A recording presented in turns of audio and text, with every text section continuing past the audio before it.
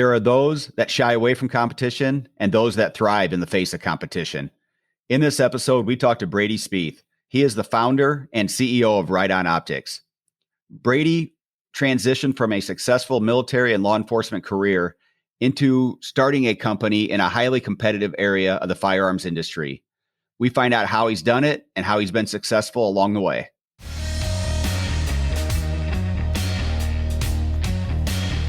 This is the No Excuse to Miss podcast. Welcome to the No Excuse to Miss podcast. I'm your host, Scott Valcourtson. This week's guest is a former law enforcement and military veteran, Brady Spieth. Brady is the CEO and founder of Right On Optics. Welcome to the show, Brady. How you doing? I'm good. Thanks for having me. I appreciate it. Oh, thanks for coming on. I'm looking forward to it. A bunch of different things I want to jump into. But first, can you just give us a quick background of maybe where you came from and how you got into the optics world? Yeah. I'll give you the shortest version I can. So I grew up hunting in Montana. I grew up on a cattle ranch. So I kind of grew up outdoors, hunting, shooting. I think I shot the first time when I was 5 years old. I had two older brothers. My dad hunted a lot. So kind of grew up in the world of firearms and hunting and shooting. So I kind of didn't have any tactical experience whatsoever. All my growing up and everything was all hunting. Then I joined the military. I was in the Air Force, so I don't claim to have like this, I was a badass door kicker or anything like that. So, but that's where I kind of got my first introduction to kind of more of the tactical side. After that, went to college, ended up becoming a Capitol Police officer out in DC. And then that was even more kind of experience with pistols and a lot of pistol shooting, actually more than I'd ever done in my entire life. And then that was just kind of a more of a tactical education. And that was actually when Right On kind of started. The genesis of Right On actually was consulting for an optics manufacturing company.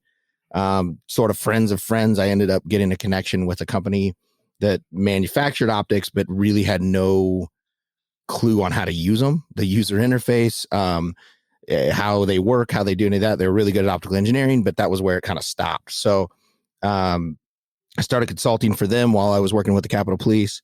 And over the course of about, it's a while back now, 18 months or so, 2 years, instead of taking a paycheck for my consulting work, I had them just slowly building me prototypes.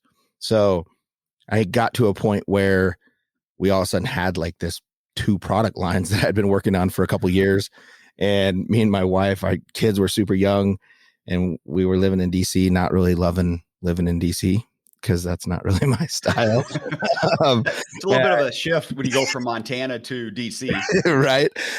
We had a few stops in between, but it is definitely not to bag too bad on DC, but not the greatest place that I wanted to raise my kids. So to each their own, I guess. So we decided to just kind of make the leap of like, my wife was working for IBM at the time. I was at the Capitol Police, and we had to kind of decide, are you giving up your job to do it? Am I giving up mine? And we ended up leaving DC. I quit the Capitol Police and kind of jumped into Right On full time. So that's been about 7.5, 8 years, something like that now.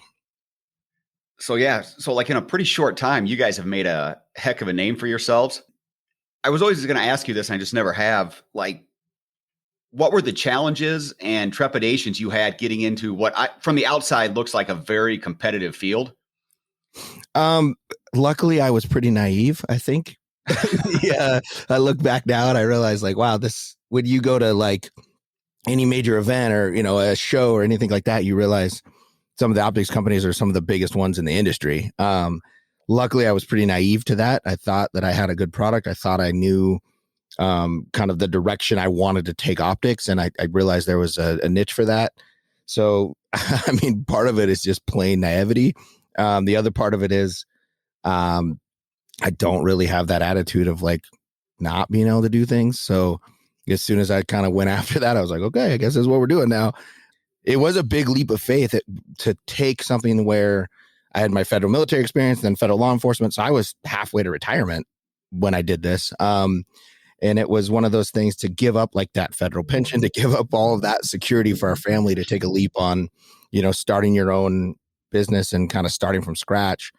And now looking back what I was up against, the big guys in this industry, it was probably pretty stupid. It's panned out so far. We've been growing and crushing it. So far so good. Yeah, because I remember when you guys got into the game, I was like, that's got to be a tough thing because you have some of the American manufacturers have been around forever, and very similar time. Vortex seemed to be like increasing their market share. So, like, what were some of the biggest challenges? Let me back up. Yeah. Was your wife completely on board with this, obviously, for you to make that leap?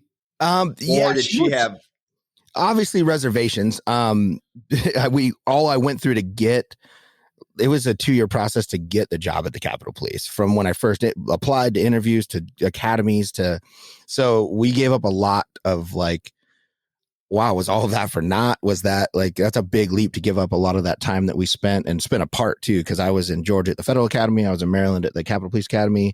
So we spent a lot of time apart to get to that point in our lives. And so we were finally settled in. Actually, my youngest daughter had just been born at the time.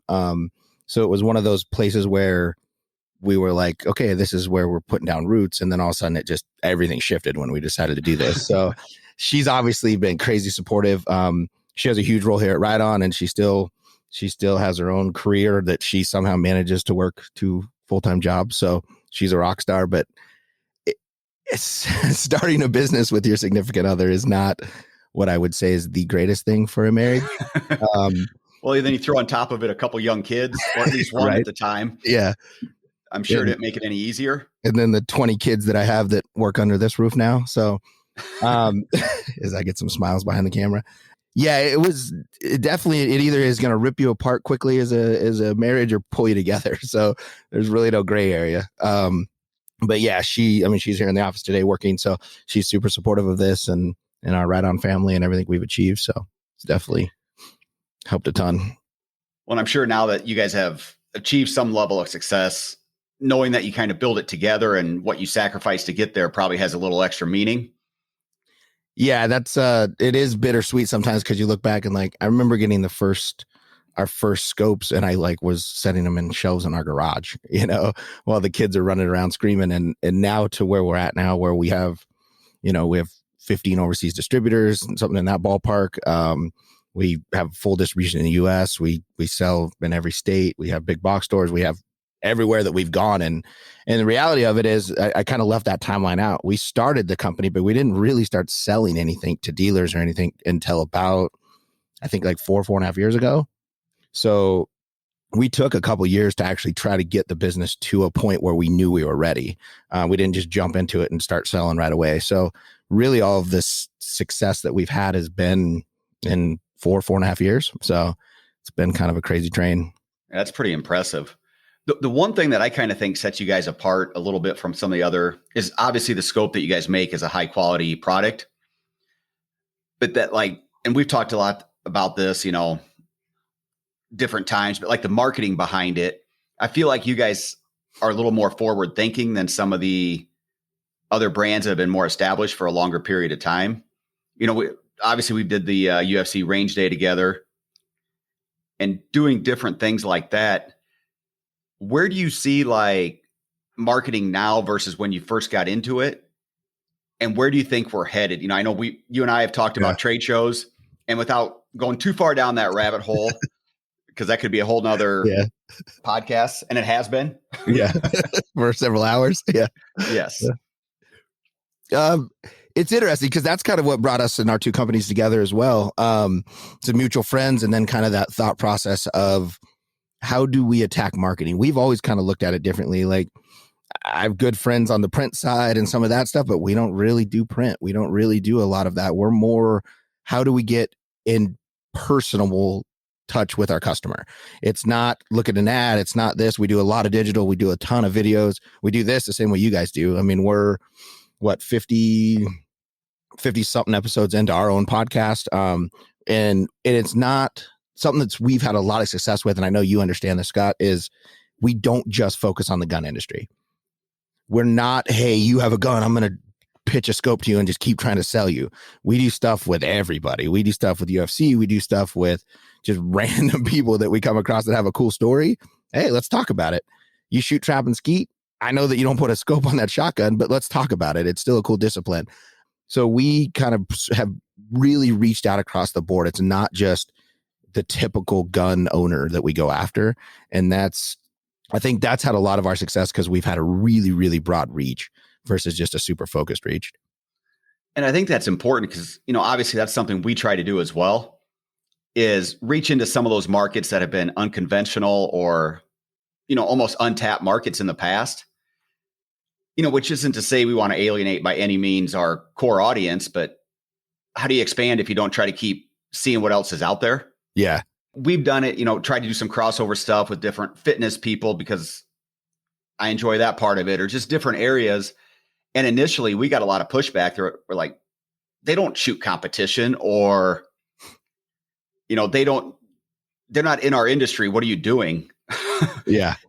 And I'm like, I get that, but don't we want to grow the entire industry and try to bring as many personalities as possible together?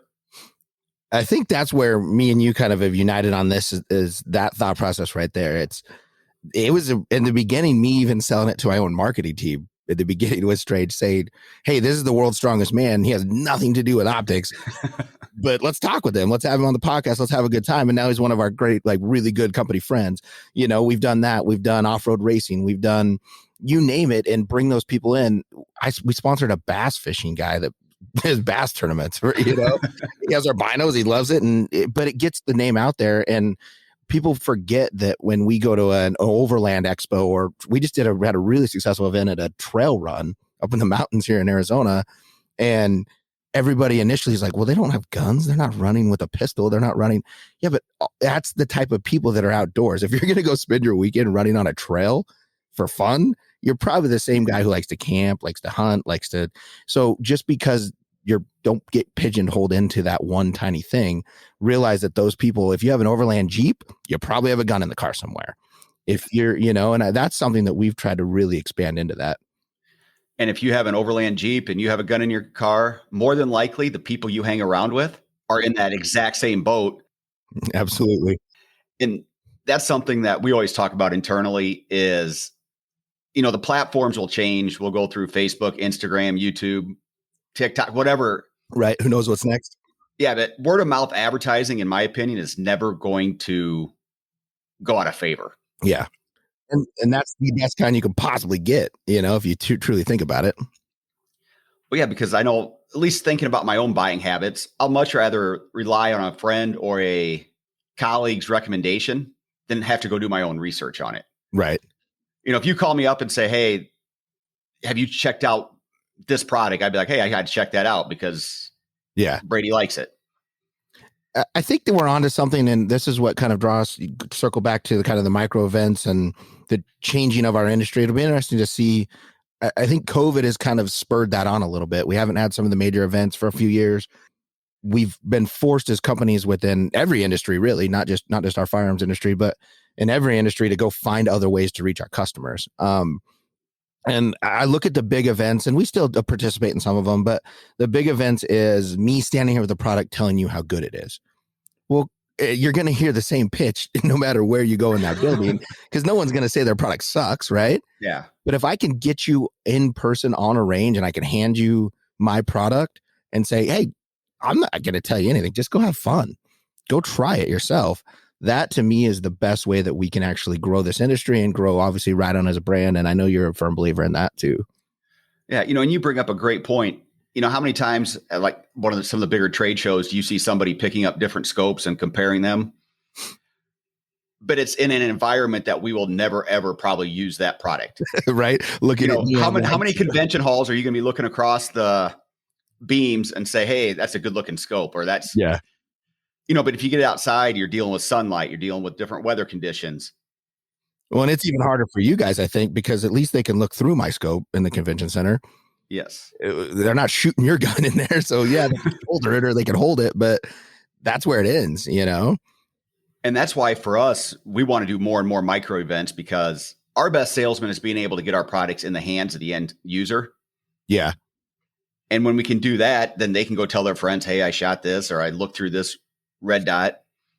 So are you guys, on that note, are you guys still exhibiting at SHOT this year?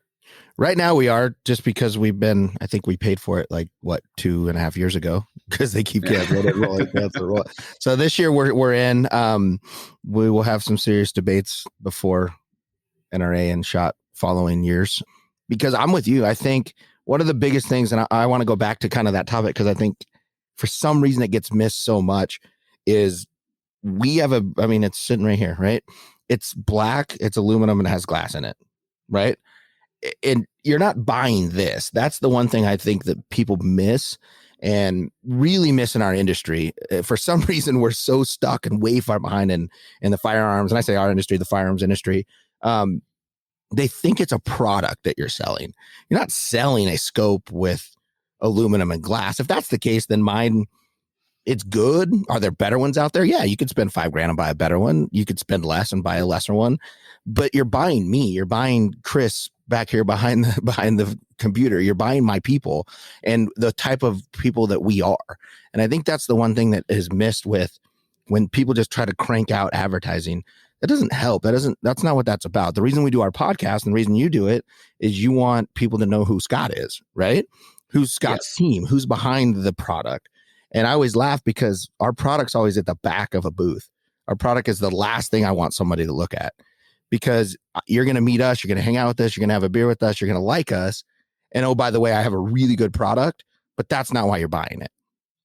And for some reason, that's been such a weird foreign thing. And I've gotten so much pushback on that. But it does, to me, it just makes sense. And I think that's a lot to do with our success too, is people want to work with people.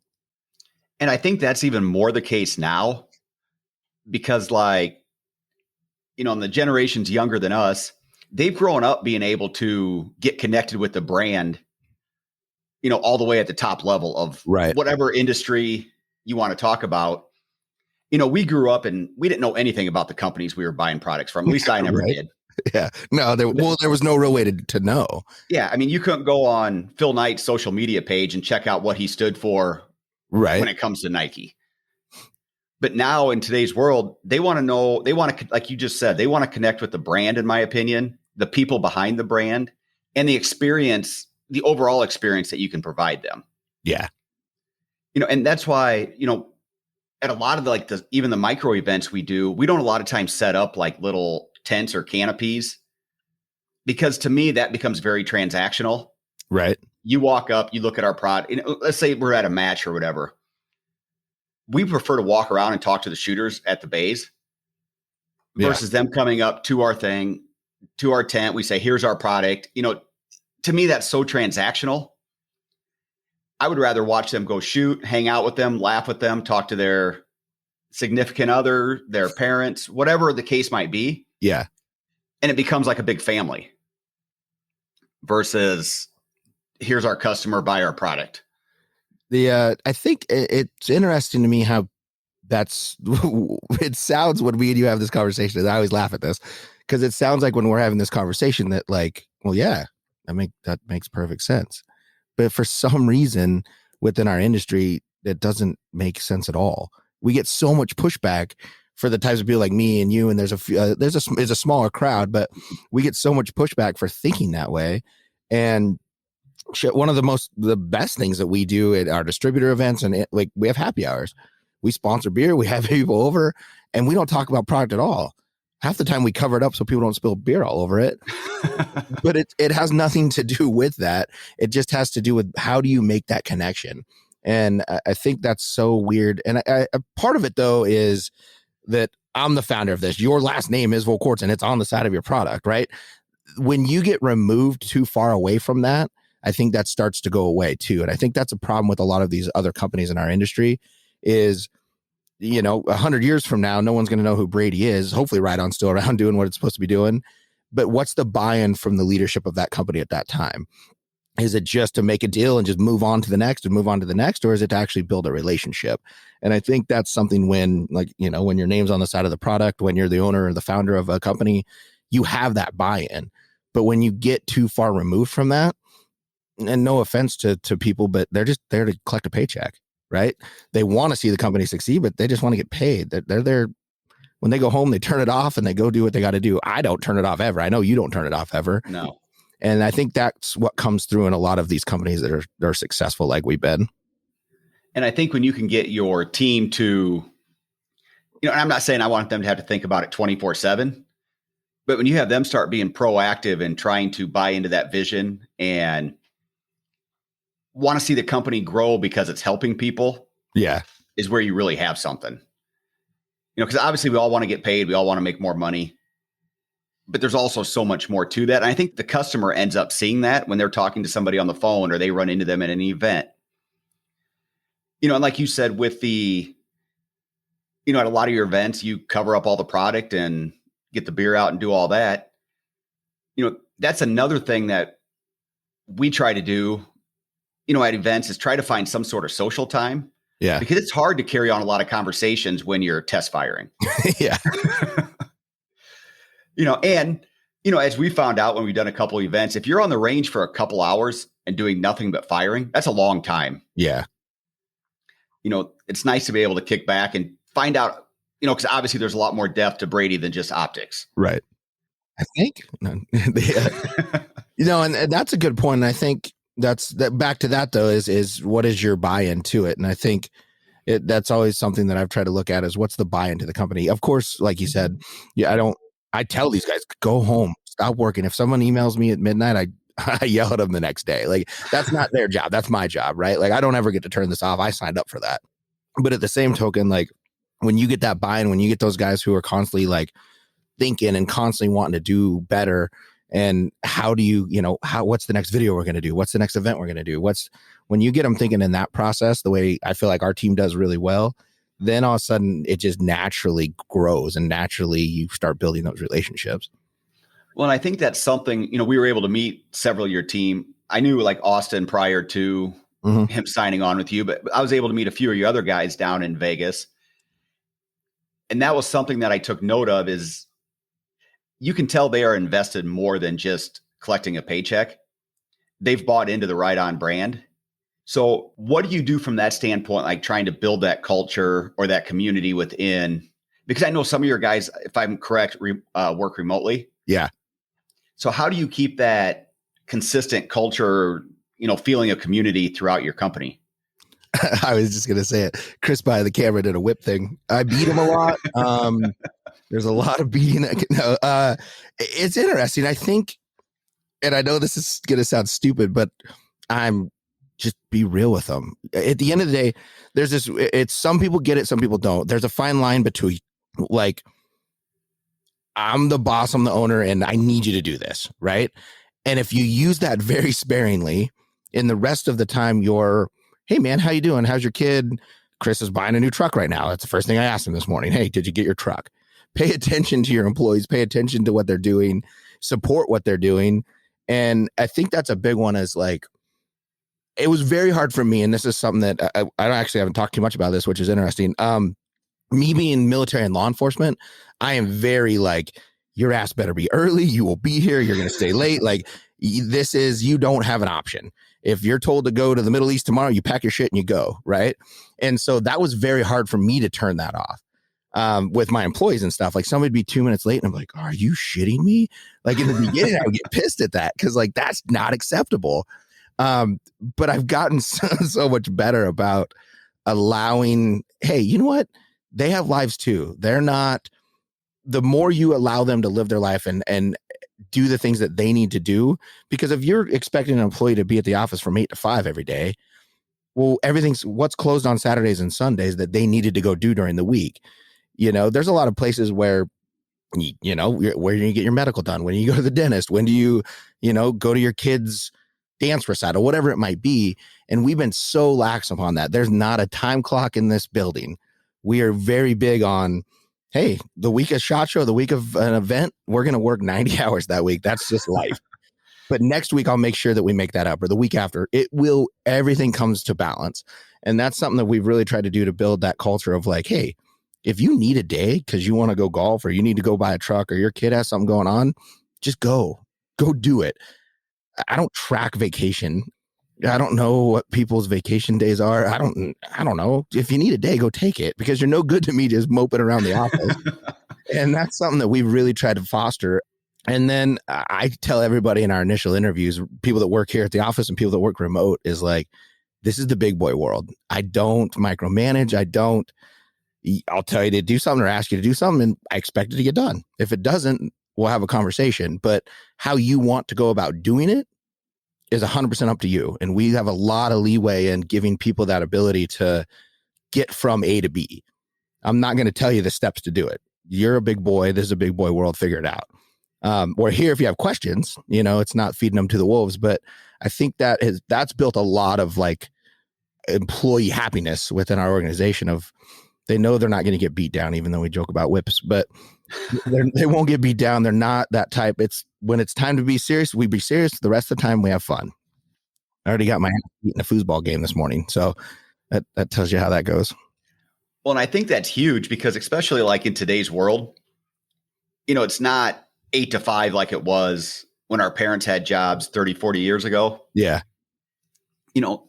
And we've done very similar things where, if your son or daughter has a junior high basketball game and you want to go, who am I to tell you not to go watch your son or daughter play? Right. I always went and watched mine play. So how can I tell you, to me, you're in some ways saying, well, my kids are more important than yours, so I'm going to go watch mine. You stay here and answer the phones. Yeah. Yeah. So we think very similar on that. And I think that, like you said, that has to speak to some of your level of success and some of the talent that you've been able to hire, to come work for you. And then the ability to be able to work remote, I think helps too. Yeah. I think I'll touch on that one real quick, if you don't mind. I've said this from the very beginning, so it's not me just sucking up to the guys that work for us. I've been lucky enough to like bat way out of my league.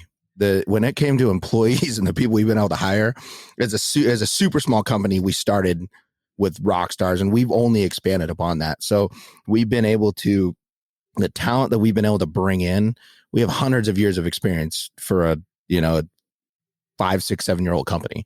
So that's something that we've been really good with. The remote thing that was really hard for me too. Since you brought that up, that was one of those where that was tough for me initially to get over that. And now literally the majority of our leadership doesn't work in this building. We have our operations, we have some of our marketing team that work here, and that's it. Our sales guys, the majority of our marketing team, they all work remote now. And that was a hard thing to get over and to get used to, because I'm very personal talking and, connecting, and to do it through email or do it through FaceTime is not my style. But we've been able to have a lot of success with that and find more talent than we would have locally if we were just stuck in this one spot to try to find the talent for the company. And that's something we've had to do too. So I have a question kind of related to that, especially with your military background and being, on time and do this and being very regimented.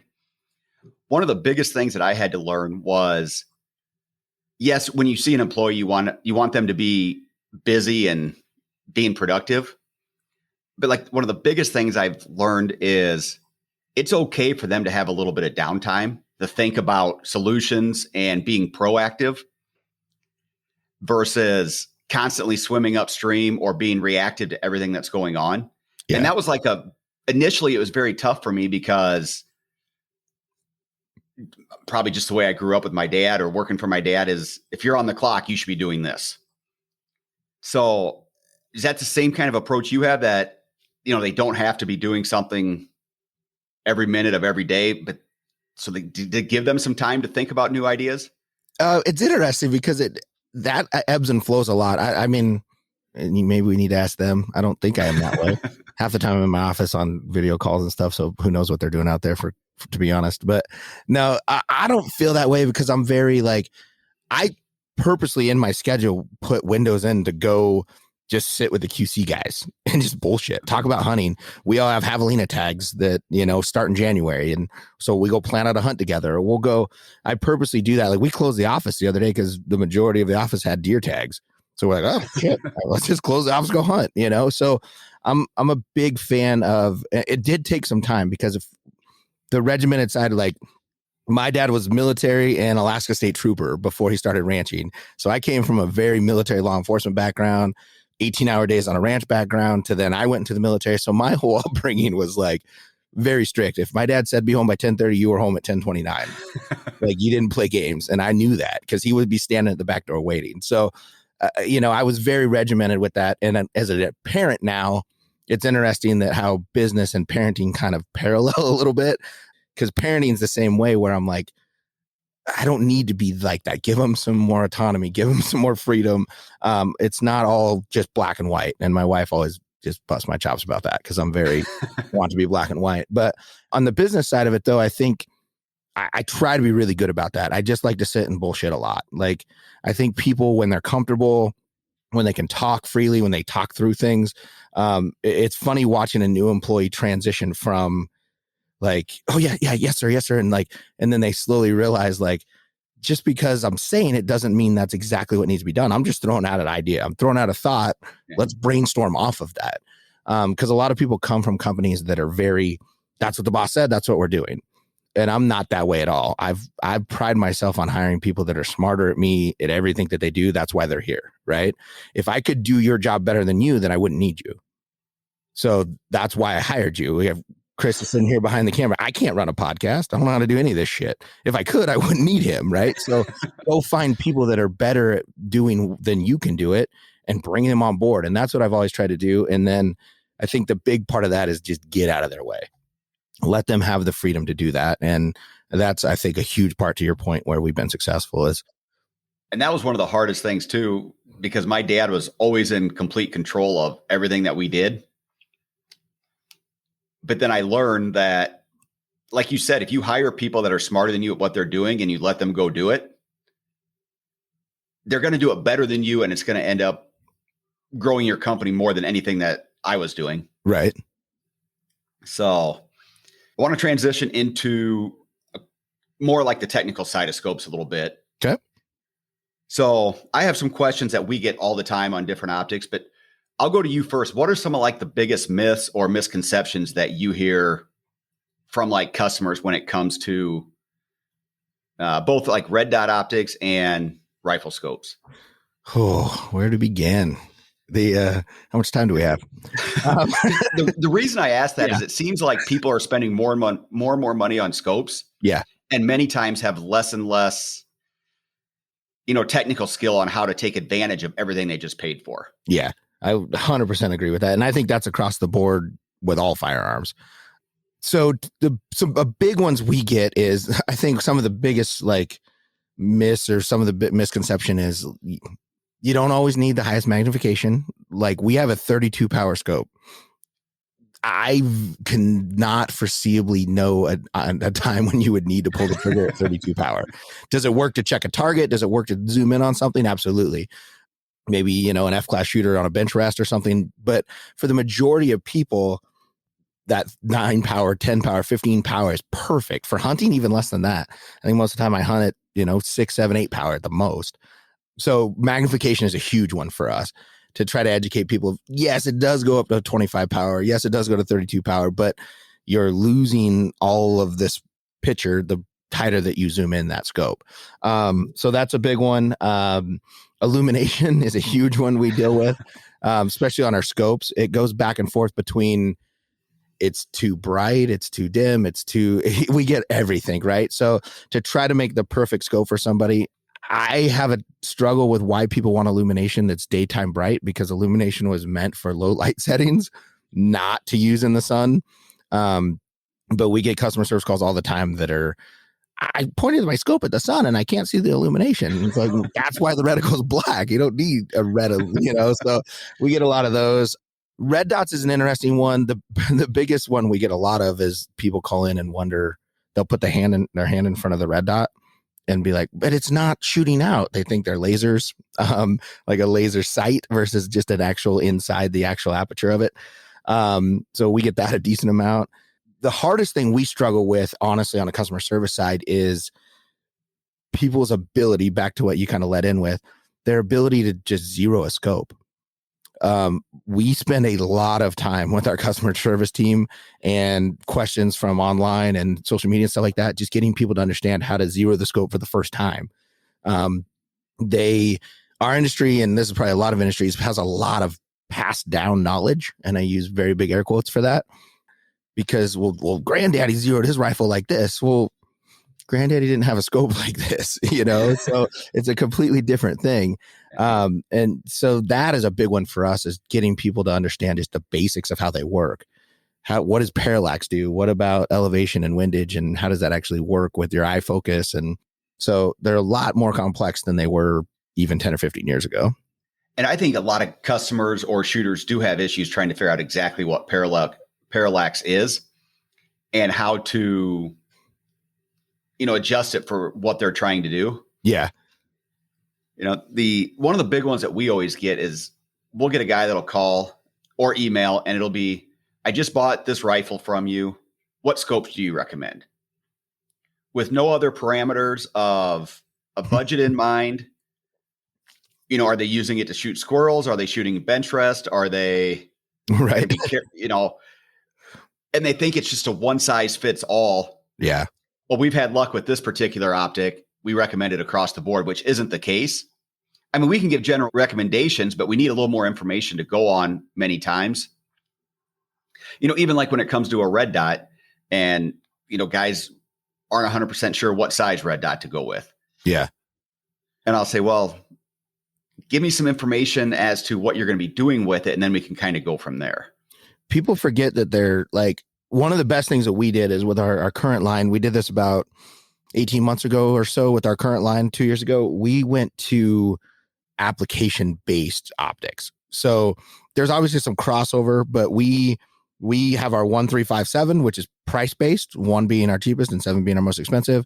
And then we went to application for Primal, which is, mainly hunting scopes, Conquer, which is our long range, and then Tactics, which is our tactical red dots and low power variables. That's helped us a ton, because then we can do exactly what you just said, which is, what are you using it for? Hunting. Okay. Here's our hunting options. How much are you looking to spend? Okay. Here's the 2 or 3 or 5 that are in your price range. And here's the features that go with those. So that's kind of the troubleshooting side that we go, because we get a lot of people that do exactly what you just said. I just bought this Creedmoor. What scope should I put on it? Are you shooting 100 yards? Are you hunting with it? Are you, is it in a chassis? Is it in a woodstock? Like, there's so many options that go with that. And I think, to your point, if you can set your customer up for success by putting it into those groups or segments, however you want to call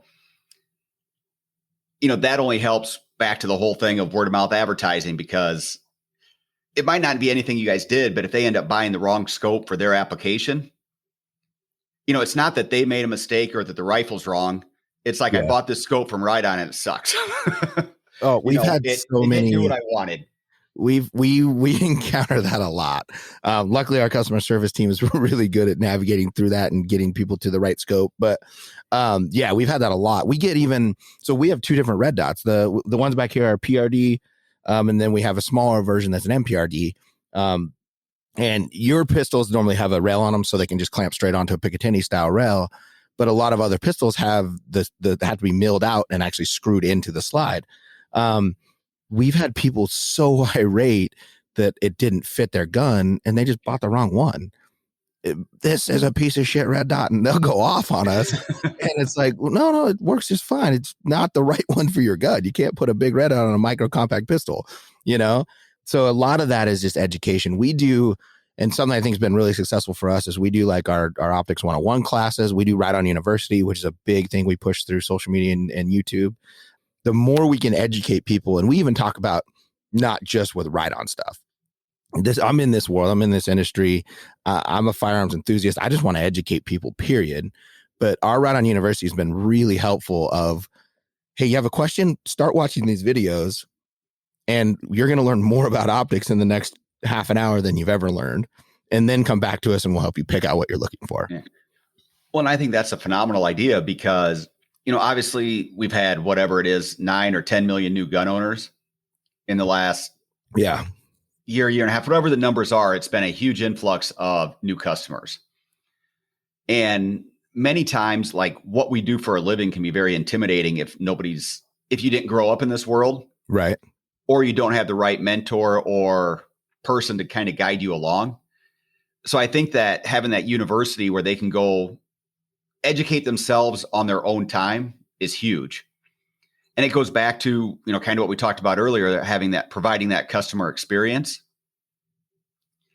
And if you take I would imagine if you take a new guy and can guide them through that entire process and set them up for success, they've just become a lifelong fan and proponent of Right On Optics. That's a big one for us. Is it's education, but it's also like bringing you into the fold. And also what's interesting is we get a lot of suggestions from people that, like you said, it is very intimidating. The firearms world is a bunch of alpha males. That's very intimidating. That's very, for the outsider to step into that, it's very daunting. So giving them a place to say, hey, in the comfort of your own home, go watch these videos, ask questions, type it out to us and let us know what you have. And we'll sit and talk to you. I mean, I don't want our guys to rush people off the phone. Let's educate them, even if it has nothing to do with the optic. We do a lot of gun education and round and caliber education along with optical education. So having that ability to let them comfortably navigate it and then come back, that makes them a lifetime member of the Right On family, because then they'll start giving us suggestions. Well, hey, this is some other stuff I didn't know. And for us being seasoned gun guys, maybe we don't even think at that level. So we've created a lot of videos on Right On University of stuff that, like, I learned when I was 6. I wouldn't even think about it anymore, to be honest with you, because it's so ingrained. But to a new person, that's valuable information. So that's been a really, really good thing for us to just kind of get people educated and bring them into the fold. And I think that's something we can be much better on, like industry wide, is just much better training and education for all these new gun owners, and be very welcoming. I feel like sometimes we can almost push people out if they don't 100% agree with every single thing that we believe in our industry, where I'm always a big advocate of, let's try to bring them along slowly.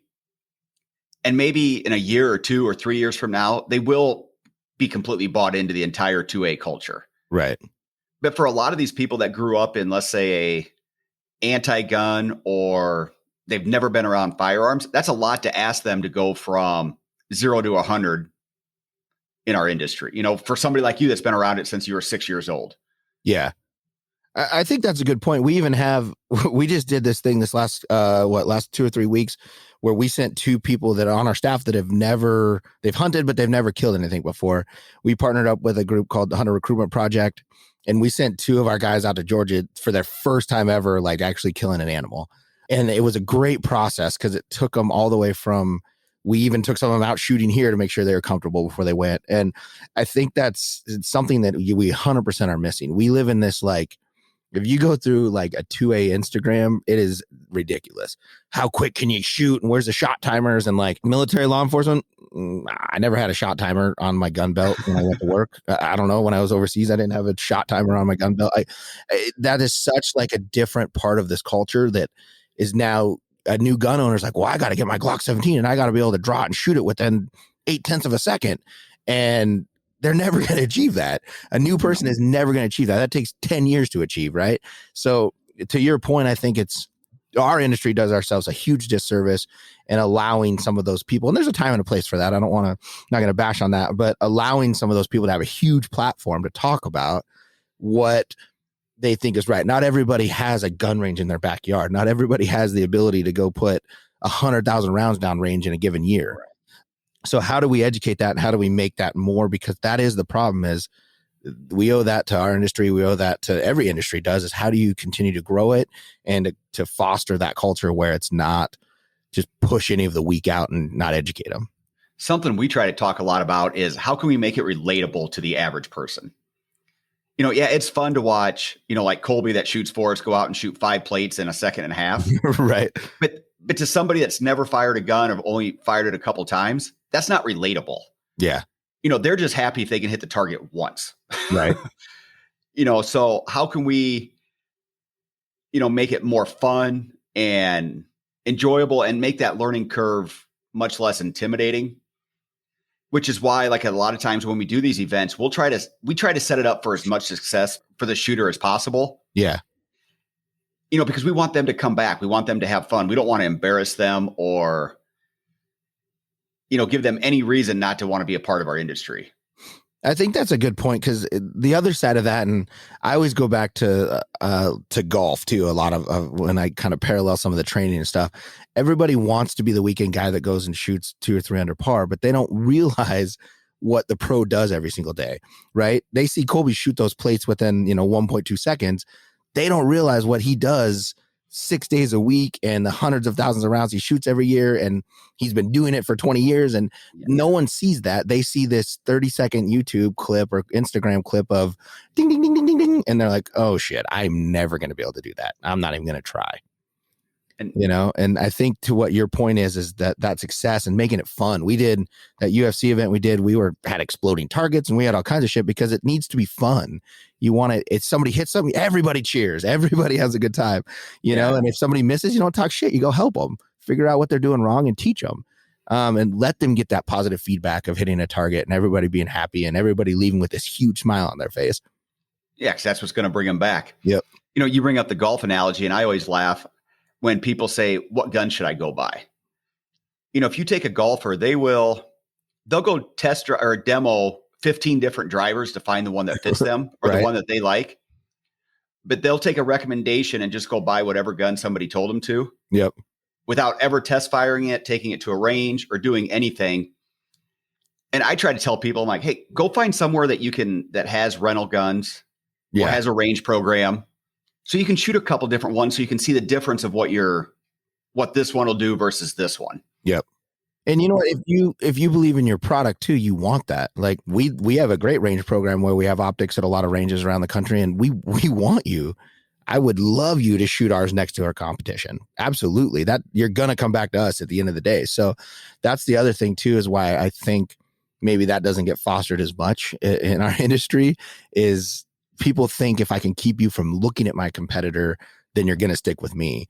If you believe in your product, hey man, go grab every pistol in the world, compare it to what I make here at Volkordsen, and you're going to come back and pick mine because it's going to be better.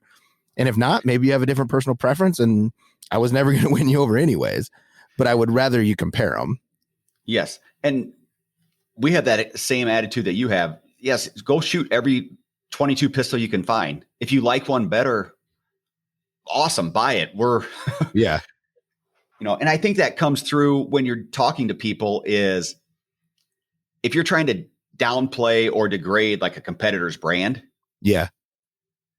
The consumers are pretty smart. They will see right through that. But there's also something to be said that if you're like, hey, go try all those and then come back and let me know what you think, where you're, kind of telling them that, hey, I'm pretty confident in what we build. Yeah. And I'm not afraid for you to try the competitor. And that's an interesting thing too, talking about competition. We have fun kind of jabbing in more of a spoof type thing. At the competitors, we made a video the other day kind of jabbing at one of our competitors, but more in a fun way. Like I know most of the guys over at that company anyway. So it's fun to kind of jab back and forth like that. But I would welcome somebody to go try the competitor and then try ours. And if they like it better, great. Maybe I was never going to win them over anyways. That's the way I look at it. But when you can compare apples to apples, I'm comfortable enough in my product and what we've done that you're going to pick ours. So I encourage that. But yeah, I think you're right too on the side of there's plenty of ranges out there that you can go rent guns for a day.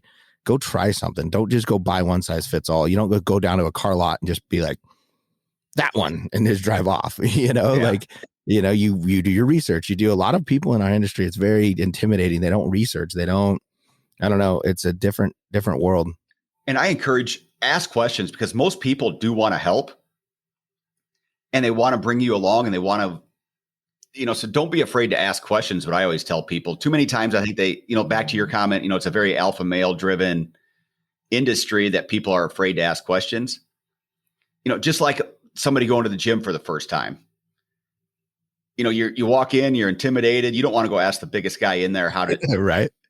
But in most cases, as long as you do it at the right time, not when they're right in the middle of, trying to catch their breath or right in the middle of a set, but you catch them at the right time, they will answer your questions and be happy to do so. Yeah. Because they had to learn from somewhere. They just didn't walk in there and figure it out on their own. You're giving them credit where you're like, hey, clearly it looks like you know what you're doing. Why don't you teach me? Most people in this world are not anti teaching people. They want to be able to talk about what they do, and if you're good at it, you definitely want to talk about it, so yeah, that's a great point. So I got one last question for you. Yeah. I'm big on thinking like everybody that has achieved some level of success, they've had one defining moment in their life. Even if at that time that it happened, it maybe didn't seem like it was good, or it may have even been like the worst thing at that time. Okay. Can you point to something like that has kind of made you who you are today? Wow. I feel like that's a big question. Got to think through this. To be honest with you, I have one in mind because it actually is what was the genesis of Ride On. The successes of through Ride On, we've been so lucky for the last like 5 years of this, just like this crazy snowball that's just picking up speed and rolling, that like sometimes I forget to stop and be like, holy shit, we just landed the biggest retailer in the country, or hey, we just did this or we just did that. Like for some of those that should be big moments, unfortunately, get caught up in the day to day that they don't be the big moment that they should have been, if that makes sense. The one thing that I think the defining moment, if you want to go back for me, was the decision when we made to do Ride On. We had kind of thrown it around a little bit. We had some prototypes. We kind of dipped our toes in, but we hadn't actually like, yes, we're going to go start a company from nothing. And the biggest one, and I know Chris and some of the other people that listen to our podcast have heard this. I was working the State of the Union at the Capitol. Obama was president at the time, and I literally didn't come home for like 3 days straight.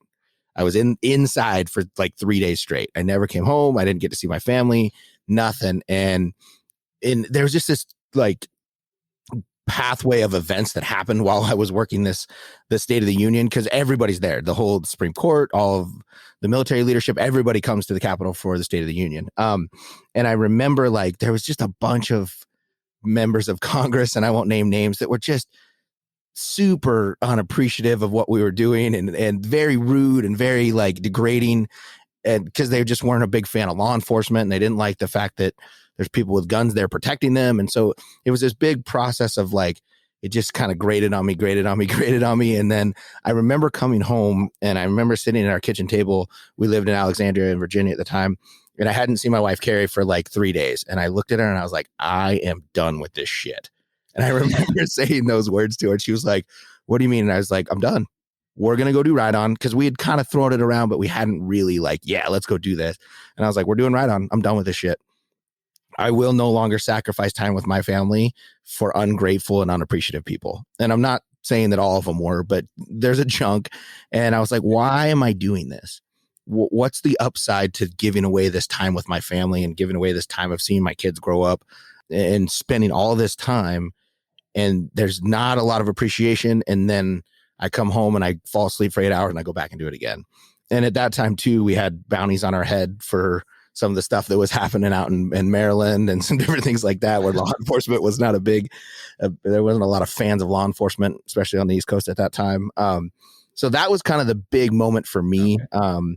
Like I said, not like a bunch of successes and stuff like that, but that was a big one for me, of like that clear moment in my mind where I sat down, I was like, I'm done. This is it. We got to do something different. And immediately we made a decision. I put in my notice, and it was a whirlwind after that, very quickly.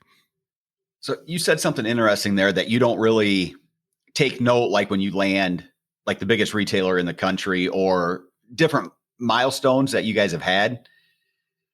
Do you think that's part of the key to your success, is because you're not necessarily focused on,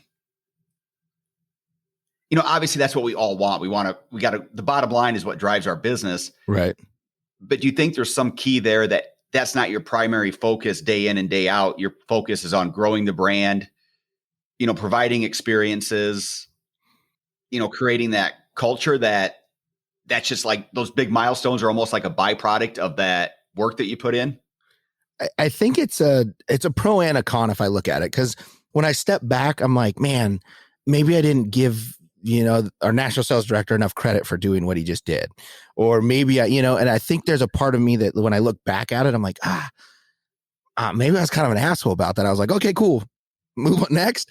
That's the way I work, is we lay the groundwork, and I have a habit of doing this with like new products and new things like that. Like, our team will get super excited about a new product. I'm like, I'm over it. I've been working on it for 18 months. Like, I don't really give a shit about that product. I'm 18 months from now working on product. So it is a pro and a con. I think it's been a lot of our success because we don't hang our hat on any of that. We don't just stop. We're like, okay, cool, we got it. Well, I guess I'll see you guys here in a few months because we landed the one we wanted to land. It's part of the roadmap that we laid out, and when we're going, we're going. So I think, yes, it is part of our success. I think as a leader, it's part of I'll call it a con on myself because I'm very bad, and I've been working a lot on like enjoying the moment a little bit, enjoying it for me because it's a huge success, and then making sure I give credit where credit is due within our team because I have that tendency to be like, hey man, cool, great job. What are we working on now? Instead of giving it a few minutes to let that sink in, because to them, they've been working on that for 6-8 months and it's a big thing for them. And I think that's such a fine line as a leader, though, because if you spend too much time resting on your laurels, next thing you know, your competitors have surpassed you because, at least that's the way I think, is you spend too much time celebrating your successes. Then you look around, you're like, when did they do that? Or right. How the hell did we get so far behind on this particular whatever it might be? And if I'm being honest, we've had that happen, with different competitors and companies that we looked around all of a sudden. We're like, when did they start doing that so much better than we were? Yeah. And then we have to, kind of dig our heels in and be like, okay, we need to figure out what we're doing wrong or how we get back to where we want to be. No, it's a very fine line. And I think that's kind of and I know my role. My role is definitely not, I try to be a cheerleader. I try to be, and I'm transitioning a little bit more to that. The more success we have and the bigger we get. But my role has always been, hey, I don't expect you to do something I won't do. And I don't expect you to do it by yourself. I'm going to go do it. And I expect you guys to follow me and let's go do this. And so when a success happens or a failure for that matter, I'm the same way with failure. Hey, what did we do wrong? Okay, get over it. That was yesterday. Let's go.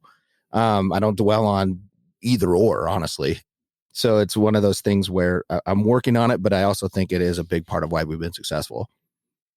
Well, I appreciate you taking the time and coming on today. Where can people, you've referenced your podcast a couple times. I've listened to it, but where's the best place that they can find it? Literally anywhere you get podcasts. So, we have it on every platform. So wherever you listen to podcasts, you can find it. Right on Optics Podcast or Right on Podcast. You can find it rightonoptics.com, or any of our social media at Right on Optics. And your social is Right on Optics. Yep. For the main page. And then your personal page is just, I don't even know what my personal one is. It's probably just my name. I don't know. They don't let me play around on social media anymore. We'll put the tags. We'll tag all this stuff in the show notes so people can find you guys, because I don't do anything interesting on social media anyway. So just go find the Right on Optics page. But yeah, no, thank you very much, Scott, for being on here. And we have some other stuff. Maybe we'll do. We want you to get you on the Right On podcast, and we'll talk about maybe some upcoming events and some other stuff we're doing, and see what else we can talk about. Sounds good, because I'm looking forward to those events. I think it's going to be the kind of the way of the future for our industry and companies like our size. Yep, absolutely. To be able to get out there and interact with different people and get the products out actually in the hands on the range, to be able to let them have that experience. Yeah, I 100% believe in that. Well, if I don't talk to you, I want to wish you happy holidays, and I will probably see you out at SHOT Show. We won't be exhibiting, but I'll be out there walking around. So perfect. Sounds good. Same to you guys, and continued success. So keep at it. Same to you. Thank you, Brady.